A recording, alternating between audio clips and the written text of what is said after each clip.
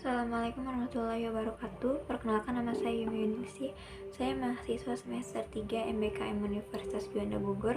Di sini saya mau mereview pertemuan hukum pidana yang ke-11 yang diampu oleh Ibu Prof. Dr. Haji Heni Nur Aini SHMH dan Bapak Emrendi Aridayanti SHMH.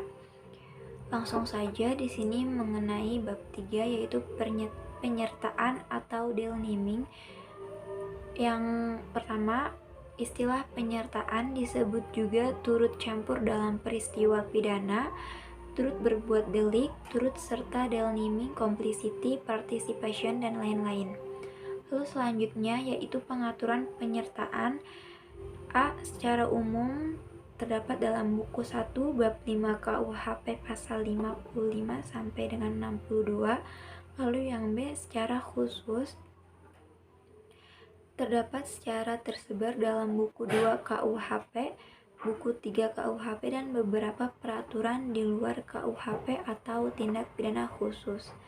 Lalu selanjutnya itu ada pengertian penyertaan, yaitu penyertaan adalah apabila suatu tindak pidana terlibat lebih dari satu orang atau beberapa orang melibatkan diri di dalam satu tindak pidana. Lalu selanjutnya yaitu ada bentuk-bentuk penyertaan. Yang pertama yaitu sich die Head, yaitu atau plegan atau pleger yang melakukan. Lalu yang kedua ada sich die Head juga, yaitu doen plegan yang artinya yang menyuruh melakukan. Lalu yang ketiga ada sich die Head made plegan yang artinya yang turut serta melakukan. Lalu yang keempat ada sich die Head uitlocking, yaitu yang membujuk atau menggerakkan. Lalu yang terakhir ada sich die Head medeplechtheid yang artinya yang membantu melakukan.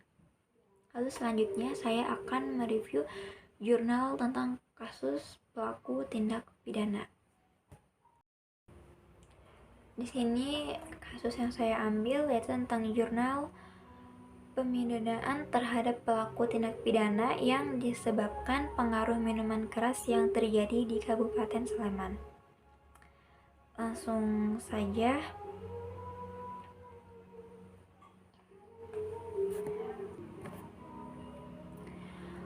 Ke pembahasannya, yaitu A. Perbuatan pidana karena pengaruh minuman keras. 1.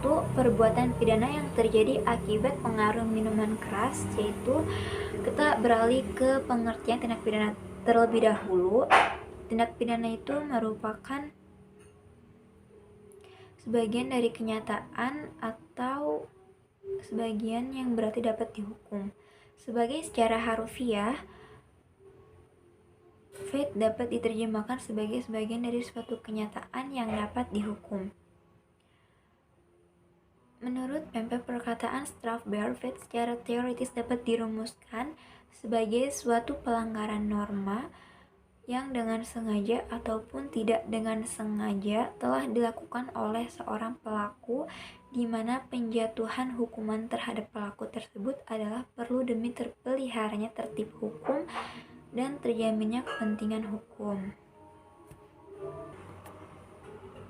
Lalu adanya bunyi pasal tersebut adalah sebagai berikut. 1. Pasal 300 KUHP ayat pertama, dengan hukuman penjara selama-lamanya 1 tahun atau denda sebanyak-banyaknya 4.500.000 dihukum.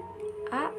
Barang siapa dengan sengaja menjual atau menyuruh minuman yang memabukkan kepada seseorang yang telah kelihatan nyata mabuk. Lalu yang B. Barang siapa dengan sengaja membuat mabuk seseorang anak yang umurnya di bawah 16 tahun. Lalu yang C.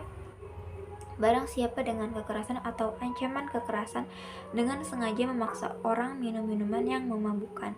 Lalu ayat kedua, kalau perbuatan itu menyebabkan luka berat pada tubuh, si tersalah dihukum penjara selama-lamanya 7 tahun. Lalu yang ketiga, kalau si tersalah melakukan kejahatan itu dalam jabatannya, ia dapat dipecat dari pekerjaannya itu.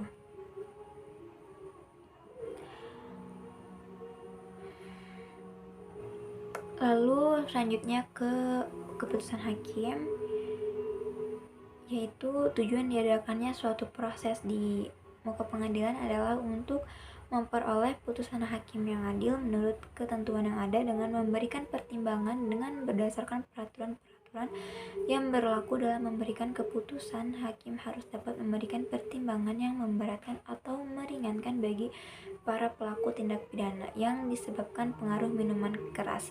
Ketentuan umum pasal 1 angka 11 KUHP ditentukan bahwa putusan pengadilan adalah pernyataan hakim yang diucapkan dalam sidang pengadilan terbuka yang dapat berupa penidanaan atau bebas atau lepas dari segala tuntutan hukum dalam segala hal serta menurut cara yang diatur dalam undang-undang. Baik, kurang lebihnya mohon maaf. Wassalamualaikum warahmatullahi wabarakatuh.